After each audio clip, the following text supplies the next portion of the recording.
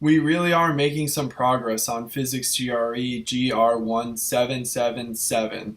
We are on number 31, and the problem states the first five harmonics produced by an organ pipe open at both ends are 50 hertz, 100 hertz, 150 hertz, 200 hertz, and 250 hertz. Which of the harmonics, if any, will survive once the pipe is closed at one end? So for one pipe, for open pipe, we have V over 2L for 1 lambda, 2 lambda, 3 lambda, 4 lambda, 5 lambda. It's going to equal 50 hertz, 100 hertz, 150 hertz, 200 hertz, and 250 hertz. For one end closed pipe, V over 4L for lambda over 2, 3 lambda over 2, 5 lambda over 2, 7 lambda over 2, and 9 lambda over 2 is going to be 25 hertz, 75 hertz, 125 hertz, 175 hertz, and 225 hertz. Where do we get that? We got that from the equation that the open pipe frequency equals velocity of sound over 2 times the length, and we know that the length equals lambda over 2, where for an open pipe, lambda equals 1 lambda, 2 lambda, 3 lambda, dot, dot, dot. And for a pipe closed at one end, the frequency equals the velocity over sound, velocity of sound divided by 4 times the length of the pipe. So we again can apply that the length equals lambda divided by 4, where lambda is going to equal odd intervals. So lambda equals 1 lambda, 3 lambda, 5 lambda, dot, dot, dot. So when we compare these frequencies, and we can compare all of them, and we can cross them over, and we can see none of them overlap. So none of the initial harmonics are going to survive, and that is answer E. Number 32. A refracting telescope consists of two converging lenses separated by 100 centimeters. The eyepiece lens has a focal length of 20 centimeters. The angular magnification of the telescope is, and I drew you a beautiful picture down here so you can see what's going on. So the focal length of the eyepiece is going to be 20 centimeters. Again, I left off the units not to muddle it this time too much. They will be sprinkled throughout.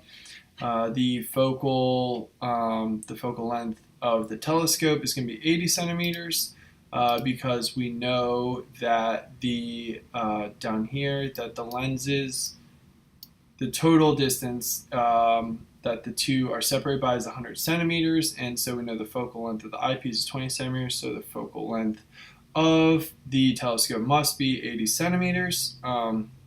So the magnification is going to simply equal the focal length of the telescope divided by the focal length of the eyepiece equals 80 divided by 20 equals 4, and that is answer A.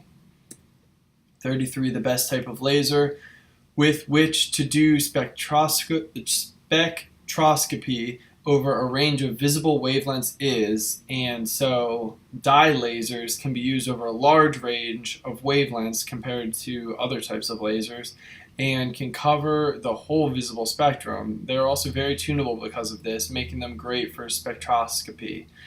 You can get an even larger range by switching dyes. All of the other choices have a very small range besides the neodymium YAG lasers, which have a medium range, but they're high energy and above the visible spectrum, so that's going to leave us with answer A, the dye laser.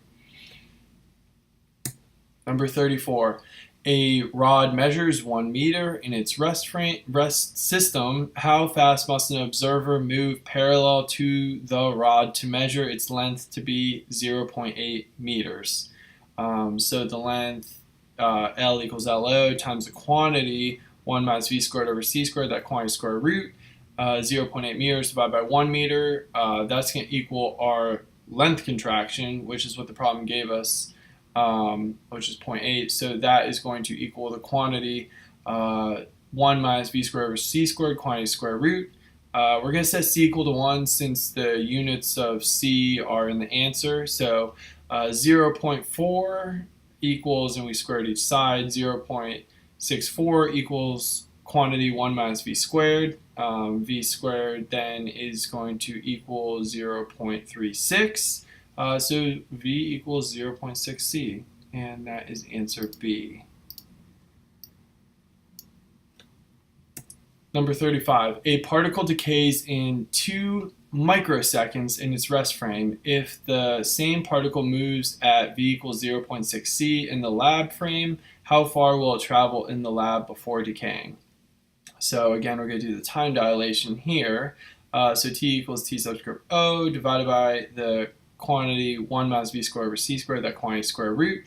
Again, we're going to set c equal to 1 since answers are in units of c. Always nice when we can do that. So, or rather, the answer gave the velocity in units of c. So t equals 2 microseconds divided by the quantity 1 minus 0.6 squared, that quantity square root. Again, we're going to use the unit chart to convert to seconds. I promised you we would refer back to that unit chart. So t equals 2 times 10 to the minus 6. That's our seconds. That quantity divided by 0.8. That equals 2.5 times 10 to the minus 6. Again, let's refer back to the front sheet for the speed of light. So we can say that distance equals velocity times time. We know our velocity from the problem, 0.6 c. Now we know our time that we just calculated, which was 2.5 times 10 to the minus 6. We're going to do some algebra, and we're going to get the distance equals, you can see it detailed out down here, 450 meters. That is answer D. 36, the rest mass of a particle with total energy 5 GeV and momentum 4.9 GeV divided by c is approximately, so special relativity, the energy formula from it is E squared equals P squared C squared plus M squared C to the fourth. That is a really, really good one to memorize for the physics GRE. So we know that the total energy is 5 GeV, so that quantity squared is going to equal 4.9 GeV divided by c, that quantity squared, c squared, because they gave us the momentum as 4.9 GeV divided by c. The plus m squared c to the fourth, where m squared c to the fourth represents our rest mass. So 25 GeV equals 24 GeV plus m squared c to the fourth. Again, m squared c to the fourth, that's our rest mass squared. Our energy and our rest mass squared. So 1 GeV equals m squared c to the fourth, and the square root of 1 GeV equals 1 GeV. Again, we have our units. I left out, but the units do work themselves out. Just follow them down.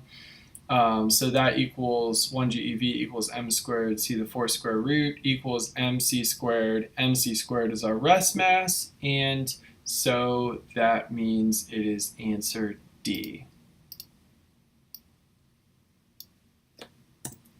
37. This is a fun one. I have a really nice picture for you guys. If charge positive Q is located in space at the point x equals 1 meter, y equals 10 meters, z equals 5 meters, what is the total electric flux that passes through the yz plane? So from Gauss's law, the total flux out of a closed surface equals the charge enclosed divided by the permittivity. So here we go. We have our formula for our flux, and it's going to equal Q over EO. So positive charges flow radially outward. So in the diagram, we need to close the surface. So yes, we have the YZ plane, but that's going to be to the left of the particle, of the charge, right here, as you can see. But we need to also do a plane that we're going to insert to the right to close the surface. So we need an infinite plane, we need an infinite YZ plane on the right side of the point as well. The flux flowing upwards and downwards is 0, since cosine of 90 and cosine of 270, that's going to equal 0. Therefore, half of the flux enclosed in the surface flows to the left through the YZ plane, which is what we were given in the problem. And the other half flows to the right, which is the surface that we closed the charge in. That's the YZ plane that we put to the right of the particle, of the charge. So half of the charge flows to the left, half of the flux flows to the left, and half of the flux flows to the right. And so that is simply 1/2 Q over EO, and that is answer D. Number 38, a point charge Q is placed at the center of a hollow conducting spherical shell of inner radius A and outer radius B as shown above. A net charge Q is placed on the conducting shell. If the electric potential is assumed to be 0 at infinity, the magnitude of the electric potential at R, where A is less than R is less than B, is, so for a point charge, V equals Q over 4 pi EOR, and also a charge of positive Q is placed on the inside of the outer shell, as the problem states. So charge is held at surfaces, so the charge big Q, positive, is also the inside surface of the outer shell. So the total charge there is just positive big Q plus positive little q, and the electric potential falls off as the inverse of the distance. We have a nice diagram here. Thank you, hyperphysics below. And so that results in answer E.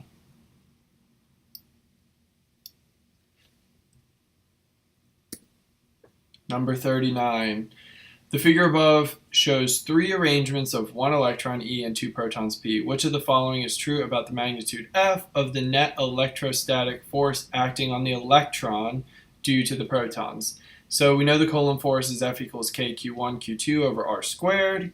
And so F1 is going to equal minus, and then again, negative KQ12, that Q12 is squared, divided by D squared, plus minus KQ13, that Q is squared as well, divided by big D squared. And so that minus sign is coming from the fact that protons have the same charge as electrons, except that electrons are negative. So if you multiply the charge of an electron times the charge of a proton, that's going to equal negative Q squared. So we also have the minus sign, meaning the force can act to the left.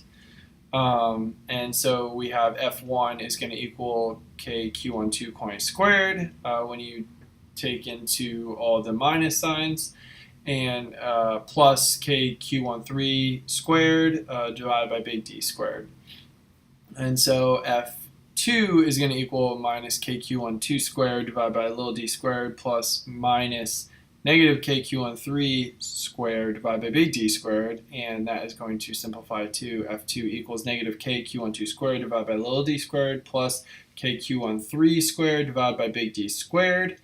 And then F3 is going to equal, again, we are going to have to use a squared plus b squared equals c squared, the Pythagorean theorem, because we're in 2 dimensions on this one. So F3 is going to equal the quantity minus Q12 squared divided by little d squared, that quantity squared, and that whole quantity square root, plus minus KQ13 squared divided by big D squared, that quantity squared, and that quantity, this whole quantity square root. So what do we have? For f of 1, we have it in the form of x plus y.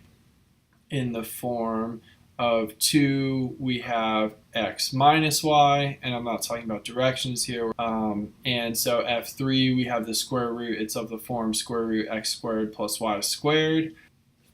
That was a long problem. Thank you for sticking with me through it, and almost everybody got it right. Number 40, a series AC circuit with impedance Z consists of resistors R, inductor L, and capacitor C as shown above. The ideal EMF source has a sinusoidal sine output given by E equals Z max sine WT, and the current is given by I equals I max sine WT minus phi, where I am just out of simplicity calling the omega, I'm calling it W. What is the average power dissipated in the circuit, where IRMS is the root mean square current? So impedance Z is the opposition a circuit presents to a current when voltage is applied. In this problem, we can say Z equals R.